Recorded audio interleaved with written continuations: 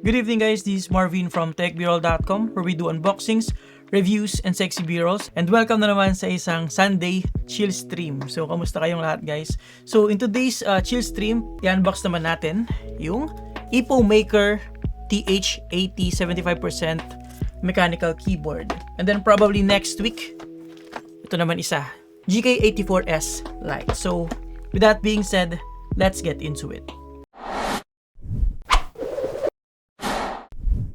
So, for this part of our video, we're gonna unbox the Epomaker TH80 mechanical keyboard. So, let's do it. So, right here, we have the packaging for the Epomaker TH80. So, kulay blue yung packaging niya. Yan. Merong branding sa taas. And then sa likod, just a rather large Epomaker logo, some contact information, and a few of the product features right here. So, hot swappable siya. Customizable din, may software din siya for Windows and Mac OS. We have the typical true 16.8 RGB backlit. Tapos multi-mode siya, wired and wireless mechanical keyboard, connect up to 3 devices simultaneously. Syempre pag Bluetooth, pwede mo siyang i-connect sa up to 3 device, tablet, smartphone, PC, or what have you. So upon opening the box guys, makita natin agad ay parang paperwork from Epomaker, more like a welcome note. Ayan, we want to thank you so much for your support and welcome to join our family. So, cool. Aside from that, we have the keyboard itself. So, may keycaps na siya. Parang built keyboard na talaga siya out of the box. So, pulin lang muna natin. Labas ko lang muna and then i-detail ko sa inyo. Magagawa tayo ng parts overview. Before that, nandito yung manual sa loob. Ayan. So, this one is written in different languages for sure kasi makapal siya. So, we have English for the first part or the first few pages. And then after that, iba na yung language. So, basically, ito lang yung kailangan natin. First 2 pages lang. So, dito yung mga information with regards to the functions and the features as well as kung paano mag-pair yung wireless. So, tri-mode siya guys. Wired, Bluetooth, and 2.4 GHz na wireless frequency. So, tri-mode siya, which is cool. Hindi lang siya Bluetooth and wired. Meron ka pang 2.4 GHz. So, inside the box, you also have the typical switch and keycap puller. And of course, a USB Type-C braided cable. Alright, so right here, we have the Epomaker TH80 mechanical keyboard. So, this is a hybrid, parang exploded na hindi, na 75% layout kung makikita nyo, di ba? So we have some of the nav cluster keys here, delete, page up, and page down. So imbis na 4, 3 lang yung meron tayo. And then yung arrow keys nandito pa rin pero walang spaces. So again, parang hybrid nga siya na exploded na hindi. Then we also have our volume knob here and basically the alphanumeric keys and function rows up top. Made out of hard plastic material. And hindi naman siya nag-flex. May flex kung talagang pipilitin mo. Pero generally speaking, wala naman masyadong flex. Maganda naman yung build quality. So here on top, meron na nakakabit na keycaps. And then flipping it here in front, ayan yung profile niya. Medyo hinaan ko yung ilaw ko. There you go. And then here on the side, so manipis lang siya. Tapos parang slanted profile siya. Parang may pa-curve, no? I don't know if it is just my camera lens, pero let me see. Yeah, definitely it has some sort of curvature, not only with the keycap profile, pero pati yung casing niya may pa-curve siyang ganyan. Okay. So at the back or the back side, sabog yung ilaw ko. Ayan, okay. So at the back side, we have our USB Type-C port here. And finally, at the bottom, we have at least 4 rubber feet, and then we have the flip out stands with rubber tip as well. So, karamihan ng keyboard, ganito yung design ng flip out stands, no? Yung parang double layer or double height, which is good. Tapos yung construction niya looks like clip. Yung top plate or yung top cover naka-clip sa bottom case. Ayan, di ba? So, pag bubuksan mo siya, kailangan mo yan i-clip gamit yung either flat head. So, medyo mahirap or medyo delikado na mapaputol mo siya. So, ingat lang. Tapos we have our switch here for the Bluetooth or wireless frequency feature. Tapos meron dito yung Dito sa likod din yung parang dangle niya for the 2.4 GHz wireless. Nicely tucked here.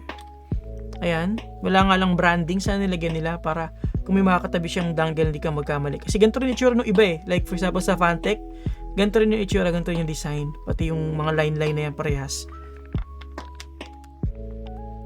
Ayan, hindi naman siya nalalaglag so far, which is good. So going back up top,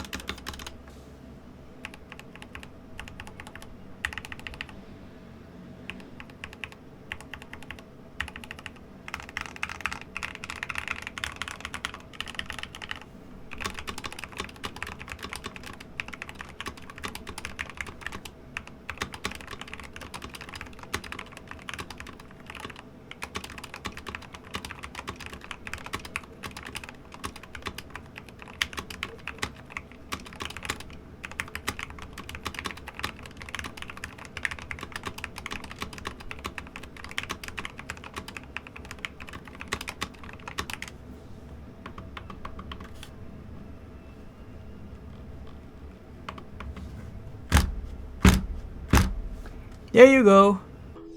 So, but before we end the live stream, I just want to give you guys a quick recap about everything that we did about everything that we check out about the Epomaker TH80 mechanical keyboard. So this is the keyboard right here. So in terms of the layout, it is a hybrid parang 75% layout na exploded na hindi.